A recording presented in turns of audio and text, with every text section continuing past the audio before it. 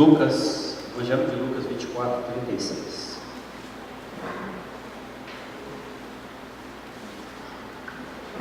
Jesus aparece aos discípulos.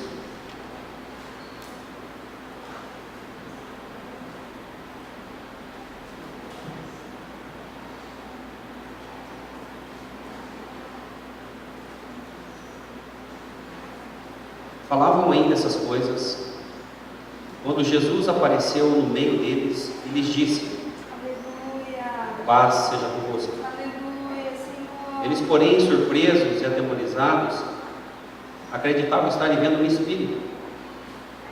Mas ele lhes disse: por que estáis assim perturbados? E por que sobem dúvidas ao vosso coração? Vede as minhas mãos, os meus pés, que sou eu mesmo. Apalpai e verificai, porque o espírito não tem carne nem ossos, como vedes que eu tenho. Dizendo isto, mostrou-lhes as mãos e os pés. E por não acreditarem eles ainda, por causa da alegria, e estando admirados, Jesus lhes disse: tendes aqui alguma coisa de comer? Então lhe apresentaram um pedaço de peixe assado e um favo de mel, e ele comeu na presença deles. A seguir, Jesus lhes disse: são estas as palavras que eu vos falei, estando ainda convosco. Importava se cumprisse tudo o que de mim está escrito na lei de Moisés, nos profetas e nos salmos. Então lhes abriu o entendimento para compreenderem as Escrituras, e lhes disse: assim está escrito que o Cristo havia de padecer e ressuscitar dentre os mortos, e no terceiro dia, e que em seu nome se pregasse arrependimento para a remissão de pecados a todas as nações, começando em Jerusalém. Vós sois testemunhas destas coisas. Eis que envio sobre vós a promessa de meu Pai. Permanecei, pois, na cidade, até que do alto sejais revestidos de poder. Amém. Amém. Senhor Jesus, nós queremos continuar gozando dessa doce presença do Teu Espírito Santo. Amém, Deus. Nós lemos a Tua palavra e sabemos, porque o Senhor é fiel, que Ele está aqui para revelar-nos essa palavra. Nosso coração, Pai, já foi tocado pelo louvor, pela maravilhosa graça do Senhor. Agora, Senhor, nessa noite ainda, liberta os cativos, os oprimidos, cura os enfermos, os tímidos. Dá coragem do Teu Espírito Santo. Reveste-nos com o Teu poder e dá-nos o Teu equilíbrio. Repreendemos toda obra contrária. Repreendemos toda ação que tenta roubar a nossa fé. Fortalece-nos e anima-nos nessa noite. Fala conosco, Pai. Queremos ouvir a Tua doce voz. Em nome de Jesus. Amém. Jesus falou nesse texto, relatado por Lucas, que os discípulos eram suas testemunhas. Isso ainda não mudou. Essa palavra do Senhor continua valendo. E Ele olha para mim e para você nessa noite e diz: Renan, você é minha testemunha. E Ele está dizendo para você, só estou confirmando que o Espírito Santo está te dizendo. Fala seu nome. Qual é seu nome? Fala o seu nome. Renan, você é minha. Fala o seu nome e diga. Jesus está te dizendo: você é minha testemunha. Pode inventar fatos, pode criar coisas. Toda testemunha verdadeira, ela relata o que de fato aconteceu. Apenas o que aconteceu. E sobre a ressurreição de Cristo, é algo tremendo, complicadíssimo para explicar. No mundo natural, não tem como fazer isso, é só no espiritual para ter discernimento. E isso que o Senhor quer que nós creiamos: que o seu Filho Jesus não está morto, mas Jesus vive e reina para todo sempre. Jesus está presente aqui hoje e quer fazer uma visitação no nosso coração. Jesus quer visitar a sua vida nessa noite. Quantos gostariam de ser visitados por Jesus aqui? Quantos gostariam de perceber e poder dizer ao final desse culto: meu coração foi visitado por Jesus? E quando Jesus faz a sua visitação, irmãos, algo tremendo vai acontecer. Amém? Há um ditado africano que diz: se alguém quer ir rápido, vá sozinho. Mas se alguém quer ir longe, vá em grupo. Se alguém quer ir rápido, vá sozinho. Se alguém quer ir rápido, vá sozinho. Mas se alguém quer ir longe, vá em grupo. Eu creio que o Senhor Jesus quer que eu e você, nós, portanto, possamos chegar muito longe. Ele quer que você vá longe. Portanto, você não pode ir sozinho. Você precisa entender. Aceita isso. Para ir longe, você vai ter que aprender a andar em grupo. E é nessa ideia central dessa mensagem que Jesus, depois da ressurreição, começa a fazer uma série de visitação, não apenas a uma pessoa, mas ele vai visitar um grupo de pessoas. Por quê? Porque ele quer que cada uma dessas pessoas não prossigam rápido, preocupados em resolver as coisas, muitas vezes instantaneamente, como estamos acostumados, mas o desejo do seu coração é que nós possamos ir longe. Jesus deseja que você vá longe. Jesus quer que você vá longe. Ele quer que eu e você juntos possamos ir mais longe ainda. Ele quer que eu e você juntos com a igreja dele possamos ir mais longe ainda do que nós iríamos sozinhos. Amém? E é por isso que o Senhor começa a visitar a igreja. Esses homens vão ser a base da sua igreja. Eu faço parte dessa base da igreja. Você que me ouve nessa noite, você faz parte da igreja do Senhor. Eu não posso precisar qual é a sua posição na igreja do Senhor, mas se você entender o que o Espírito Santo vai fazer na sua vida hoje ele pode te levantar nessa noite como uma coluna poderosa, coluna da igreja do Senhor na terra. E uma construção boa não é sustentada apenas com uma coluna, precisa de várias colunas, como estamos vendo a construção desse templo. Há várias colunas bem sólidas, tão sólidas que não permitem haver uma rachadura sequer na parede. Foi muito bem construído esse lugar. E o Senhor quer construir muito bem a sua igreja, e nós temos que aceitar que o Senhor vai nos levar longe, mas nós só podemos chegar lá se nós formos em grupo. Amém? Se você puder dar uma olhadinha para o irmão que está do seu lado, esse irmão, essa irmã vai ser alguém que Deus vai usar para que juntos você e ele possam ir mais longe do que vocês estão indo, possam chegar mais longe do que nós temos chegado. Amém? Mas nessa coisa do relacionamento humano, tempo de Páscoa, tempo de ressurreição, Jesus ressurge dos mortos, e dá a impressão que o trabalho de Jesus não havia acabado. De fato, ele começa agora a se tornar mais incisivo, mais profundo, porque Jesus não está apenas falando do que vai fazer, ele agora está preparando as colunas, lançando alicerces. Alicerces têm que ser sólidos, base de construção tem que ser firme. Se não for rocha, não sustenta o peso. Temos vários exemplos aí de construções mal feitas, que a base não foi boa, e quando começou a construir, ou até depois do final da construção, ruiu tudo, caiu. E não é esse o desejo para a igreja do Senhor. O Senhor quer que a sua igreja seja bem sólida, e quer que ela vá longe, em nome de Jesus. Então nós precisamos entender, nós precisamos um do outro. E Jesus havia encontrado os discípulos, e quando fala do coração desses homens, irmãos, eu me coloco no lugar deles, não apenas no sentido de falar da insegurança das suas vidas, o misto de sentimentos que há no coração desses homens, porque isso também acontece comigo e com você. Nós não diferenciamos muito daquele grupo de discípulos. O nosso coração faz com que sentamos isso. Jesus ressuscitado, vivo, aparece no meio deles. Eles estão tão confusos consigo próprios, eles estão tão atordoados com o que aconteceu na sexta-feira, que quando Jesus se apresenta vivo, carne e osso, no meio deles eles pensam que é o Espírito, ou seja, eles pensavam que fosse uma assombração. Parece uma coisa absurda, mas na nossa vida também acontece isso, dentro da luta interior que nós vivemos todos os dias.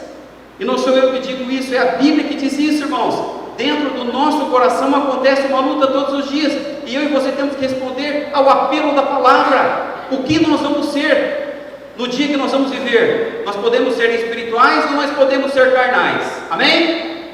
Não tem uma terceira possibilidade. Ou nós vamos ser crentes almáticos ou carnais, que é a mesma coisa, ou nós vamos ser espirituais. Mas para nós sermos espirituais, nós temos que permitir que o Espírito Santo guie a nossa vida.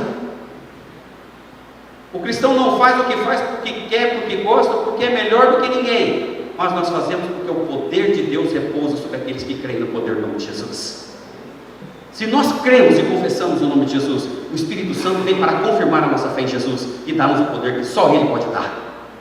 Jesus morreu para limpar o vaso, mas o vaso não pode estar apenas limpo, esse vaso tem que estar cheio para a glória do Senhor, cheios da presença do Espírito Santo. A sua vida e a minha vida devem estar cheias da presença do Espírito Santo. Eu não sei se você chegou vazio aqui, mas em nome de Jesus, até o final desse culto, Deus quer que o seu coração e o seu espírito estejam cheios da presença do Espírito Santo de Deus. Ele quer derramar sobre você. Quantos gostariam nessa noite de receber uma boa dose de encorajamento do Espírito Santo de Deus? Então, cada um dos seus discípulos vai encorajá-los, vai animá-los, vai dar a eles a verdadeira motivação do dia a dia. Mas para isso Jesus tem que trabalhar o seu coração. Há um misto de sentimento acontecendo, há um misto de emoções acontecendo, e isso também acontece com a gente. Muitas vezes levantamos de dia, estamos na bênção, mas daí chega a primeira notícia ruim, chega a segunda notícia ruim, e no tempo que estamos vivendo no nosso país, não é difícil encontrar notícia ruim. Parece que ela chega com mais rapidez do que a notícia boa possa chegar, porque o nosso coração facilmente nos tira, nos afasta da presença do nosso Senhor e Deus. Andar pela emoção é afastar-se de Jesus, andar pelo Espírito é aproximar-se de Jesus. E eu e você temos que decidir todos os dias com quem devemos e queremos andar. Você quer andar perto dos problemas ou você quer andar perto de Jesus? Todos os dias nós temos que resolver esse impasse no nosso interior. Todos os dias nós somos desafiados. O Senhor nos chama a estar com Ele. Jesus está presente com os discípulos e disse que continuaria presente com os seus discípulos. Eu sou um discípulo de Jesus, então posso afirmar: Jesus está presente na minha vida todos os dias. Você pode afirmar isso com toda a convicção do seu coração? Você pode afirmar isso? Jesus está presente na sua vida todos os dias? Você dá glória a Deus a isso? Dá uma salva de palmas ao Senhor, irmãos. Isso é um presente inigualável, incalculável. É uma maravilha de Deus. O que o Espírito Santo é capaz de fazer? E Ele faz muito em pouco tempo. O Espírito Santo faz muito em pouco tempo, mais do que você faria sozinho durante toda a sua vida. Muitas vezes vivemos uma vida frustrada, muitas vezes vivemos de renovação de problemas. O problema que não conseguimos resolver ontem, nós estamos vivendo hoje, e hoje surge um novo problema, e o problema de ontem, de anteontem, começa a se acumular no nosso coração. E Jesus tenta se aproximar de nós, vivo e ressurreto. E quando Jesus se aproxima, a primeira sensação que dá é essa: não parece ser Jesus vivo, parece que é uma assombração, parece loucura dizer isso para cristão. Mas eu creio que muitas vezes na nossa vida, quando o Senhor está próximo de nós, aonde o Senhor, Ele só pode estar próximo, querido. Entenda uma coisa, aceite isso. Não porque eu estou falando, mas porque é bíblico. Deus contempla a sua vida todos os dias. Amém. Glória a Deus. Deus contempla a minha vida todos os dias. Mas se eu e você vamos ter a vida de Jesus, é algo que nós temos que responder todos os dias. Muitas vezes nós contemplamos a vida de Jesus, lemos a Bíblia, oramos, mas apenas contemplamos a vida de Jesus. Contemplação é uma bênção, buscar intimidade com Deus é uma bênção, é uma maravilha. Mas a Bíblia não fala que o cristão tem que ficar contemplando a vida toda. Tem um momento que o cristão tem simplesmente que fazer o que Jesus faria. Há um momento que Cristo tem que viver em nós, e se Cristo vive em nós, esperança da glória, a nossa vida não se fim desse tempo. Se nós pensarmos na vida apenas nesse tempo, diz a palavra, nós somos as mais infelizes das criaturas.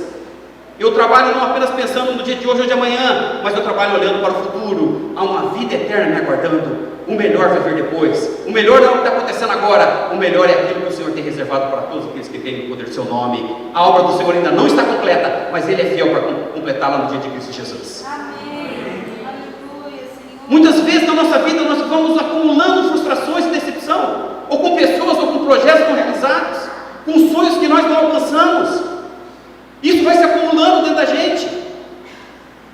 E aí esse sentimento que os discípulos estão vivendo, na primeira aparição no cenário segundo Lucas, acontece exatamente isso. Eles estão pensando que Jesus é um fantasma. E Jesus, para mostrar para eles que não é um fantasma, falou: olha, eu sou de carne e osso, pode tocar. Eu sou de carne e osso como vocês. Eu estou vivo, eu não estou morto. E para provar que ele era realmente um homem, não era um fantasma, ele falou: o que vocês têm para comer aí? Tipo, vamos sentar para fazer um lanche? Se um fantasma convidasse você para comer, você comeria? Você comeria, Marcão? Se um fantasma chamar você para bater um papo, você bateria?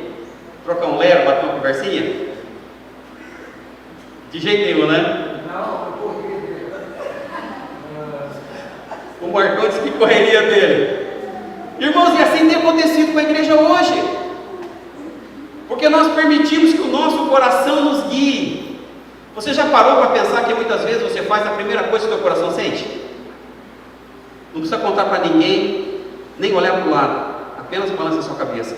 Quantos aqui já foram impulsivos nas suas emoções? Só balança a cabeça e diga: eu já fui. Quantos já foram impulsivos? O que é impulsão? O coração mandou e você fez. E logo depois vem aquela sensação de que, ai, melhor seria se eu não tivesse feito. Será que isso acontece comigo ou acontece com mais alguém aqui? Você já teve que se arrepender por ter feito alguma coisa na impulsão, no calor da situação, no momento? Você pensou algo que não deveria, você falou algo que não deveria, você fez algo que não deveria, depois até compartilhou com alguém: irmão, fiz uma coisa horrível, estou morrendo de vergonha, agora eu repensei um pouquinho mais, se eu pudesse, eu faria diferente. Todas as vezes que eu e você permitimos que o Espírito Santo nos guie e domine a nossa emoção, o que vai acontecer ao final desse encontro maravilhoso com a pessoa do Espírito Santo é que Jesus vai sentar à mesa conosco e nós vamos desfrutar de uma gostosa refeição do Senhor.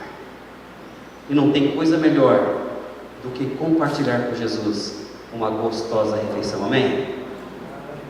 Refeição é um momento sagrado na vida humana. Tem muita gente que não tem o que eu e você temos. Tem muita gente que gostaria, mas não pode, de se assentar à mesa com o Senhor e louvar ao Senhor pela sua graça e misericórdia. E nós vamos fazer isso novamente na igreja. Nós vamos sentar à mesa com Jesus. Você não vai sentar com um fantasma, mas você vai sentar com Jesus ressurreto, vivo, presente, porque Ele prometeu que estaria conosco. Bendito seja o nome do Senhor. Que a presença de Jesus dê força ao seu coração hoje. Que a presença do Espírito Santo dê controle às suas emoções. Deixe o Espírito Santo controlar você. De fantasma, logo o coração passou para uma alegria efusiva. Já não é mais o medo da presença de um fantasma. Versículo 41.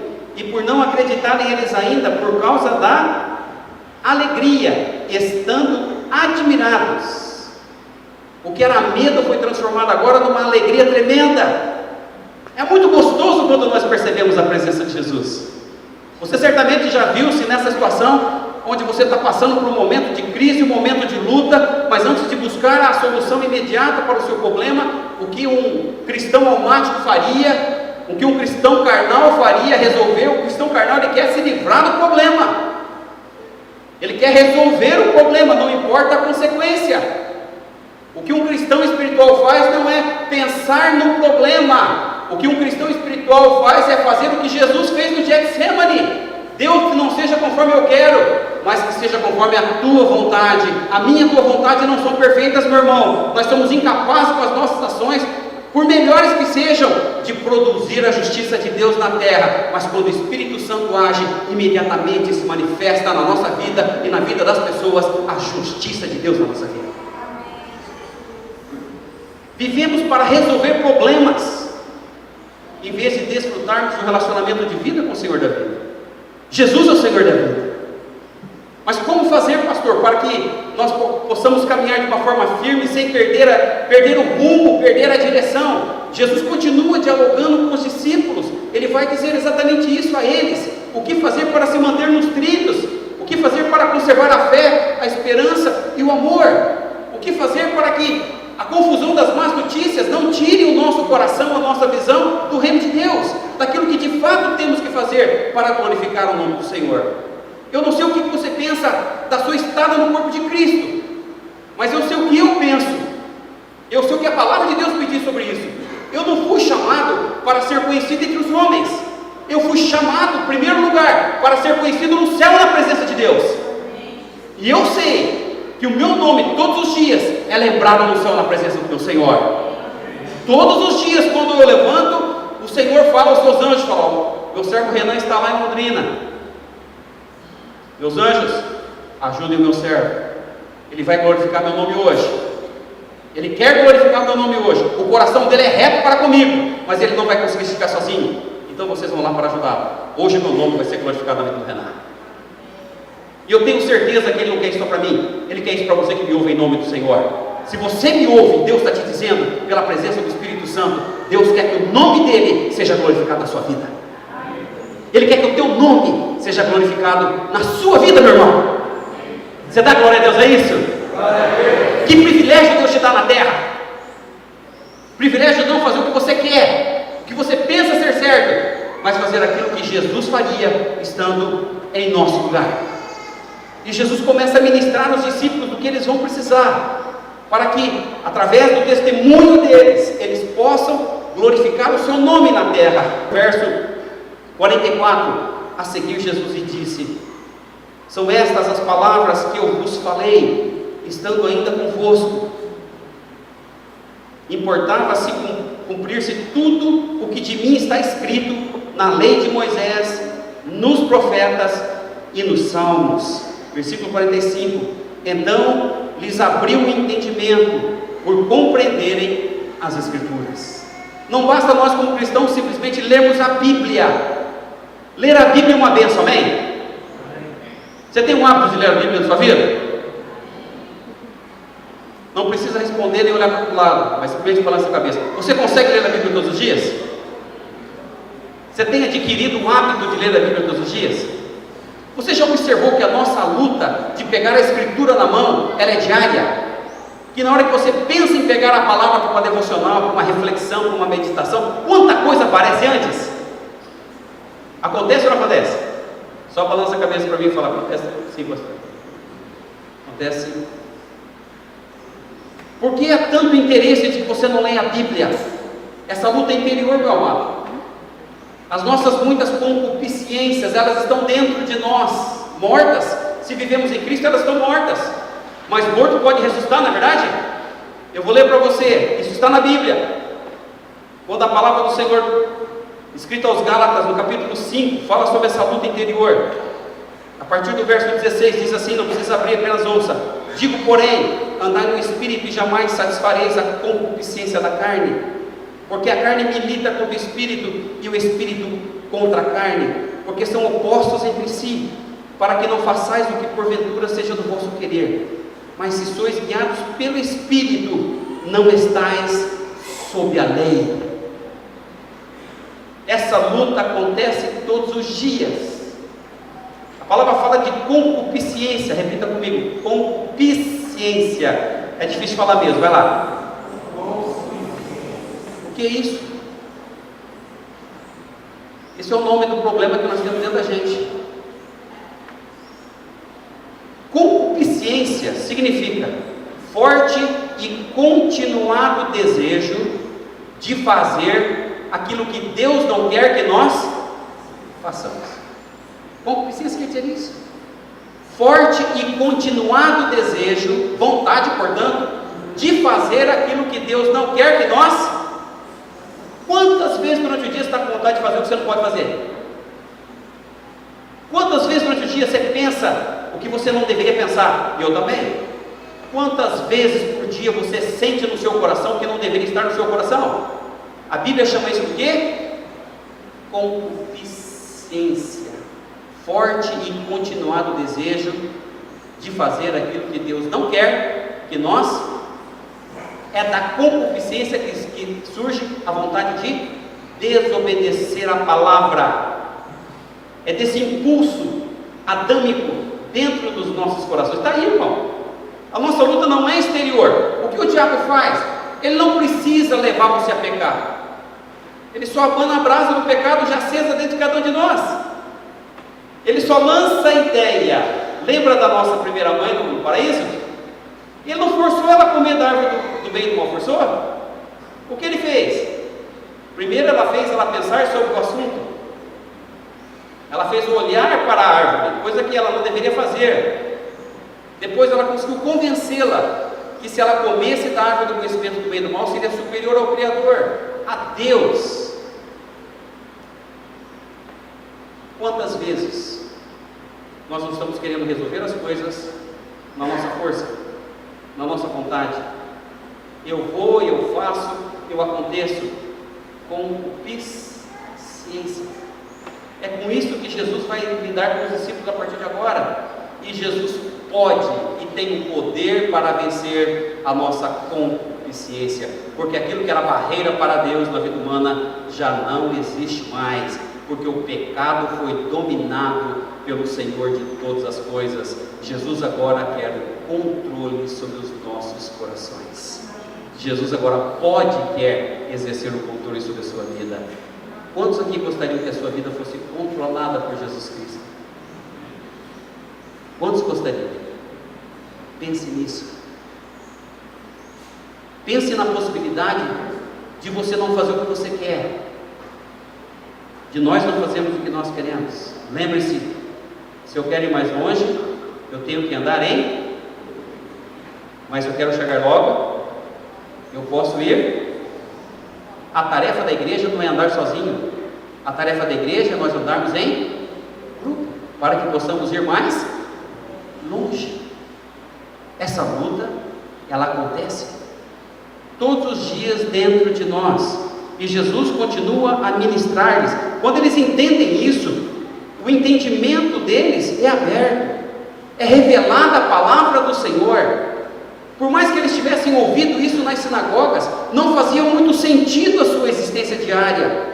Muitas vezes nós lemos textos bíblicos, irmãos, que naquele momento que estamos vivendo, parece não fazer nenhum sentido para a nossa vida. Mas quando nós percebemos que Jesus está presente conosco e começa a Ele mesmo ministrar pelo Espírito a sua palavra ao nosso coração, parece que dá um estalo na nossa mente, tipo, eureka!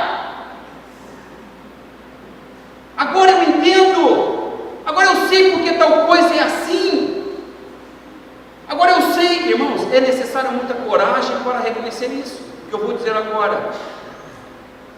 Falta-nos coragem para assumir o que nós somos diante da presença do Senhor. Você pode até não reconhecer quem você é, o que você faz, mas eu quero dizer em nome do Senhor, Jesus sabe quem você é e o que você faz, amém? Amém, igreja? Amém. Não adianta colocar tapume, não adianta colocar parede grossa, cofre de bronze, de ferro, que agora a parede não segura mais Jesus. Ele pode ir em qualquer lugar, ele pode estar em qualquer lugar, e ele pode estar com qualquer pessoa, e eu louvo a Deus, engrandeço o nome do Senhor Jesus, que Ele pode estar comigo em qualquer lugar da minha vida. Ele pode estar com você que me ouve, em qualquer situação que você está vivendo, e mais do que isso, se você permitir, Ele vai ajudar você a ser uma bênção nessa situação difícil. Ele quer que você seja uma bênção. Irmão, coisa fácil, eu e você fazemos. Cristão não foi chamado para viver vida fácil, não foi chamado para fazer aquilo que qualquer um pode fazer. Se for para ser normal, para que a igreja? Para que a palavra? Para que o poder do Espírito Santo? Para que a unção de Deus sobre nós? Para que Shekinah? Para quê? Para que desafio de ver em unidade? Deus não nos chama para algo fácil, Deus nos chama para viver uma coisa praticamente impossível aos homens. Andar junto. Que dificuldade! Como é complicado fazer um grupo de pessoas andar junto. Ai de mim, se eu fosse tentar fazer isso sozinho. Graças a Deus que Deus não me deu responsabilidade. Eu só preciso crer que aquilo que Deus profetizou sobre a minha vida, Ele é fiel para completar. E se você está aqui, você faz parte desse projeto, a glória de Deus se manifestará, se é que já não está se manifestando na sua vida, para a glória do Senhor da Igreja Jesus Cristo. Você está aqui para nos ajudar a ir mais longe. Eu estou aqui para que juntos possamos ir mais longe, amém? Mais longe, repita comigo, mais longe. Juntos podemos ir mais longe. Aqueles homens temerosos, dúbios, que agora entendem o projeto de Deus para suas vidas, têm o seu entendimento aberto, agora estão entendendo, mas não estão prontos. Muitas coisas nós começamos a entender na palavra no Espírito, mas é diferente entender de estar pronto. Eles estavam começando a entender, percebe isso no texto? É claro para você? Eles estão começando a ter um discernimento, mas não estavam prontos. Jesus começa a ministrar profundamente o coração daqueles homens, e eu creio, irmãos, muitos de vocês eu conheço pessoalmente, e tenho visto a graça de Deus ser manifestada profundamente na sua vida. Muitos aqui têm tido experiências tremendas com o Espírito do Senhor. Não é privilégio de poucos. Muitos de vocês conhecem Deus na sua intimidade. Agora é diferente você ter o discernimento e você estar pronto para a tarefa. Muitos têm o discernimento, nem todos estão prontos. Repita comigo, muitos têm o discernimento, nem todos estão prontos. Você entende o que o Espírito está te falando? Nessa noite Deus quer que você saia daqui pronto, não apenas com discernimento. Tinha coisas no início da minha caminhada com o Senhor e eu não me considero pronto. Tenho aprendido muito, ainda preciso aprender muitas outras coisas para a glória do Senhor. Não tinha nenhum discernimento, muito menos estava pronto para a tarefa, mas eu tinha vontade, eu tinha um desejo de fazer. E eu sei que você também quer glorificar Deus na sua vida, amém? Mas sua vontade não resolve nada. Você tem vontade, mas não consegue testemunhar de uma forma reta, compromete todo o trabalho. Aqueles homens não tinham condição nem de ir para a rua. A insegurança era tal que eles não tinham coragem de botar a cara porta fora. Era essa a situação verdadeira deles. E é com isso que Jesus está lidando. Jesus não quer apenas que eles saibam como é o mundo espiritual, mas Jesus vai tirá-los daquele lugar. E eles não só vão tirar a cara para fora, irmãos, ouça muito bem o que o Espírito está te dizendo. E quando o Senhor age, Ele não age por pouca coisa não. Ele não quer apenas que você tire o rostinho do seu aconchego, da sua tranquilidade, tipo, agora eu vou dar cara para bater porque agora eu creio em Jesus, o diabo pode vir. Não é nada disso. E aí de você se faz isso. Cuidado. Deus não te chamou para ficar se metendo em confusão com Satanás. Parece que quando alguns começam a ter discernimento do poder do Espírito Santo, já quer pegar o diabo pelo chifre. Se aparecer, resolve o problema. O seu Senhor é muito maior do que ele, mas está no coração de Deus que você não perca muito tempo com ele, mas que você ganhe mais tempo falando às pessoas que Deus ama do amor de Jesus Cristo, amém? Ele está mais tempo falando do amor de Jesus Cristo às pessoas que Deus ama. Tem muita gente padecendo, às vezes dentro da nossa casa, porque ainda não conhece o amor de Jesus. Deus não quer apenas que você saia do cenáculo, mas Ele vai nos tirar do cenáculo, Ele vai nos levar para as ruas.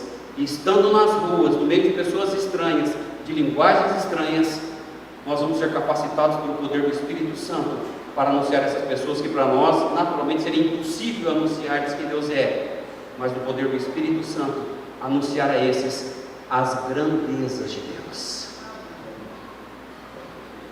Deus quer te usar para que através da sua vida você seja capaz de falar até mesmo numa língua que você nunca estudou, como aconteceu em Atos 2. Há pessoas que sempre foram para a igreja, sempre estiveram presentes nos cultos, sempre estiveram presentes no templo, como no templo de Atos 2. E a essas pessoas você ser usado pelo poder do Espírito Santo para anunciar a elas as grandezas de Deus, e Deus será glorificado na sua vida.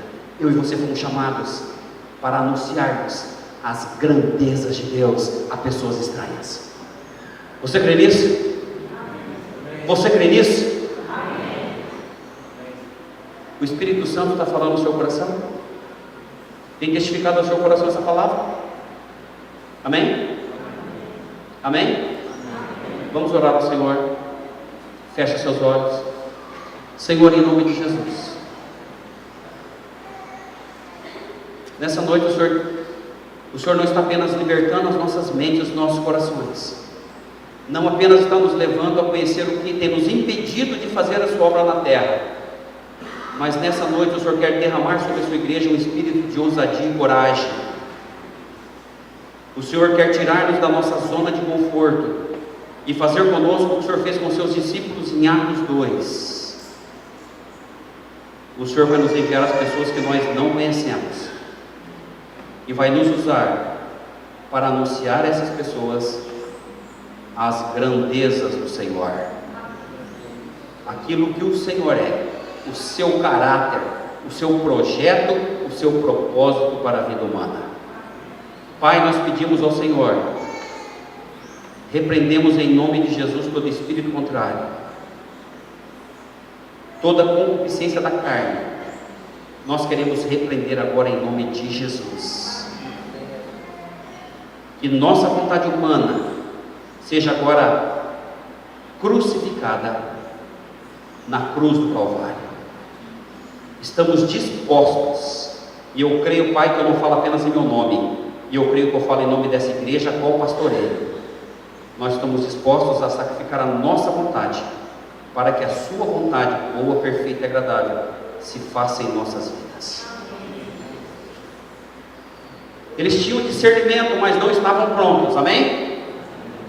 Jesus não falou para eles, depois de anunciar as Escrituras, Ele não falou para eles: olha, eu vim aqui para cumprir o que foi dito a meu respeito, no livro de Moisés, nos livros de Moisés, nos profetas e nos salmos. Ele continua ministrando.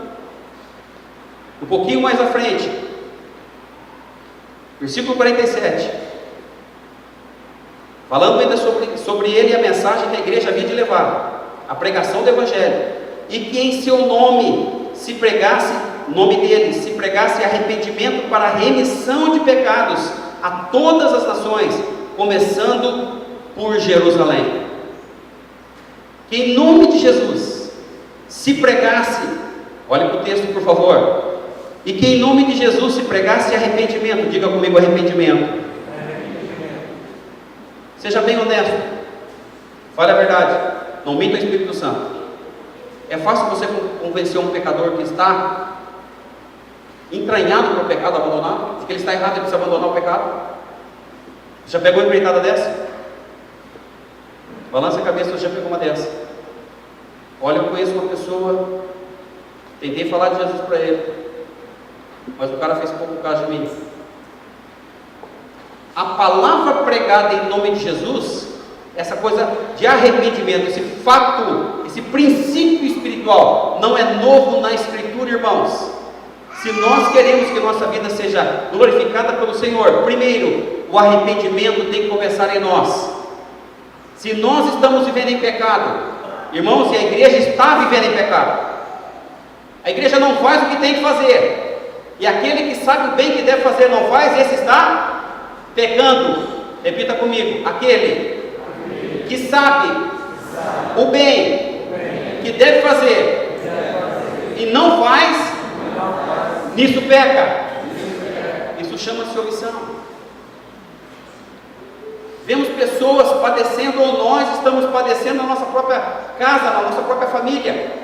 Em vez de liberarmos a palavra para o arrependimento, nós ficamos achando justificativa para o que está acontecendo. Irmão, não existe justificativa para o pecado. Nada, não existe força, convencimento, argumento humano. Paulo, quando começou a pregar o Evangelho, ele falou: não foi com persuasivas palavras que eu vos fiz conhecer o Evangelho. Não adianta querer persuadir pecador, isso não vai dar certo, isso não dá em nada. O que persuade pecador é o poder do Espírito Santo, que convence do pecado, da justiça e do juízo de Deus, amém? Agora esse poder tem que estar em nós, tem que andar comigo, com você, todos os dias. Eu conheci um pastor que foi pastor dessa igreja. Quantos se lembram do pastor Assidi? Quando se lembra deles, por favor? Quero saber. Tem muita gente que ainda se lembra do pastor Acidi. Primeira vez quando eu fui pastorear uma igreja foi aqui em Rancho Alegre. Eu juro para Jesus, vai ser em Rancho Alegre agora. Daqui a pouquinho nós estamos lá de novo. E um dia ele me convidou para estar na igreja de Cornélio, a qual ele era o pastor presidente. E já me haviam avisado, ele nunca avisava ninguém, que uma vez chamado por ele pregaria na igreja. Quem caminhou com ele sabia que ele era desse jeito. Mas eu aprendi a respeitar o pastor Acidi por essa maneira dele fazer assim, agir dessa forma com os novos que chegavam. E quando nos reunimos para o início do culto, eu passei o dia com ele na sua casa. Ele não me deu uma palavra sequer sobre pregação no culto. Ele só disse que eu estaria presente. E lá estava eu. Meu chefe manda quem pode, obedece quem tem juízo. E lá fomos para a reunião, orarmos antes do culto, como sempre fazemos. E antes de irmos ao culto, entrarmos na nave do templo, ele me apresentou a equipe e falou: esse aqui é o seminarista Renan. Já faz algum tempo, irmãos. A Marlene lembra disso. Ele falou: esse aqui é o seminarista Renan. Ele está cuidando lá da igreja de Rancho Alegre. Ele vai pregar nessa noite. Ele olhou para mim e falou: está preparado, Renan? Se fosse você no meu lugar, o que você faria? Ele simplesmente olhou para mim, irmãos. Eu nunca me esqueci da frase desse pastor.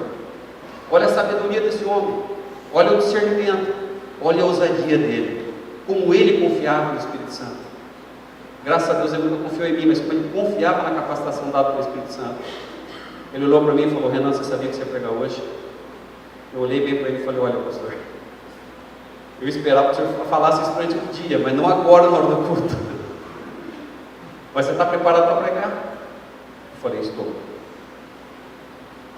falou: Renan, aprenda uma coisa. Um homem e uma mulher de Deus tem que estar preparado para 3 coisas na vida. Eu nunca me esqueci disso, irmãos. Um homem e uma mulher de Deus devem estar preparados para as 3 coisas na vida. Quais são elas? Primeira, para orar. Fala comigo: orar. Segunda, pregar. Terceira, morrer. Repita comigo: orar. Pregar e morrer. Eu olhei para o pastor Acidi e falei: por que, pastor? Na sabedoria dada pelo Espírito Santo, ele falou: porque você nunca sabe quando isso vai acontecer. Você tem que estar preparado. Sempre que você for exigido, chamado, você tem que estar preparado. Meu irmão, você que me ouve nessa noite, daqui a pouco você vai vir à mesa do Senhor. Você está preparado para essas 3 coisas? Você está preparado para orar quando for chamado? Você está preparado para pregar quando for chamado? Para testemunhar? É a mesma coisa. Para falar da sua experiência com Jesus? Você está preparado para morrer? Nós nunca sabemos como essas 3 coisas vão ser requeridas de nós. E para respondermos essas 3 perguntas, estamos preparados para esses 3 momentos. Jesus não falou para que eles fossem e pregassem. Falou: permaneçam em Jerusalém, até que do alto sejam revestidos de poder. Isso não quer dizer que você deve permanecer na igreja, mas deve sim, juntos sim, devemos buscar o poder do Espírito Santo. Se o poder do Espírito Santo estiver sobre a nossa vida, nós estaremos preparados para essas 3 coisas, sempre que for exigido de nós: para orar, para pregar e para morrer. E se assim não estivermos preparados, nós estamos vivendo em pecado. Nós precisamos que o Espírito Santo nos convença. Nós precisamos nos arrepender. Arrependimento não é um sentimento que brota no coração do homem ou na mente do homem, tipo: Deus me desculpa pelo que eu fiz. Não é isso. A palavra do Senhor, Salmo 51, verso 17: sacrifícios agradáveis a Deus são espírito quebrantado, coração compungido e contrito não desprezará o Senhor. Arrependimento não é um pedido de desculpas a Deus, é o firme propósito de reconhecer o erro, mudar e nunca mais retornar ao pecado. É aquilo que o filho pródigo fez quando resolveu voltar para a casa do seu pai. Ele não fez um pedido de desculpa ao seu pai. Ele se humilhou na presença do seu pai e disse ao seu pai: Pai, não me trata como um dos seus como o seu filho, pode me tratar como seu servo, apenas como empregado, porque ele sabia que na casa do seu pai havia mais honra do que lá no mundo. Na igreja do Senhor, servindo ao Senhor, o Senhor o tratará com honra e com dignidade. Ele vai cuidar de você. Ele vai fazer com você o que aquele pai fez com seu filho. É isso que Jesus fez na cruz do Calvário. Ele vai tirar a imundícia que impregna a nossa alma. E quando eu falo impregnar mesmo. Irmãos, o pecado agarra na nossa alma. Mas louvado seja o nome do Senhor. O sangue de Jesus é muito mais poderoso. Ainda que seja o nosso pecado escuro como o carmesim, diz Isaías, o sangue do Senhor tornará-o mais alvo do que a neve. Bendito seja o nome do Senhor. Arrependimento é isso, reconhecimento do erro, contrição de coração, quebrantamento, choro. A igreja precisa, é o nosso tempo de arrependimento. É necessário que nós reconheçamos, nós precisamos que o Espírito Santo nos ajude a mudar de vida. Nós somos chamados para sermos testemunhas do Senhor. Jesus disse para aqueles homens e disse para mim e para vocês: vós sois testemunhas dessas coisas. Amém? Você vai usar agora da liberdade que o Espírito lhe dá, porque onde o Espírito Santo está nesse lugar, a liberdade. Se você pode, você vai dobrar o seu joelho na presença do Senhor e vai abrir seu coração e falar com Deus e pergunta para o Espírito: Senhor, eu tenho sido uma testemunha verdadeira, uma testemunha leal, ou tenho eu fugido da minha tarefa? Se você pode, faça isso.